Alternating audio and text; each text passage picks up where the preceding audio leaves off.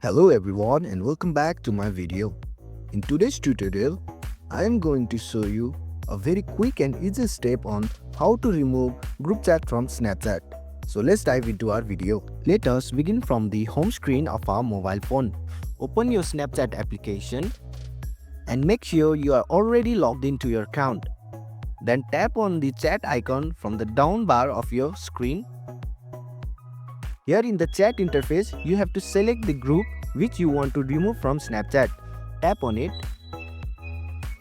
As we all know that Snapchat has limitation that doesn't allow users to delete or remove the group chat completely. So instead, you can remove yourself from the group. To do that, you have to tap on the three dot icon. Here you can see the option of leave group, add member, edit group, chat and notification settings. You have to click on leave group in order to remove this group from your chat interface. Once you tap leave group, you will no longer be associated with group messages. So this is how you can remove group chat from Snapchat.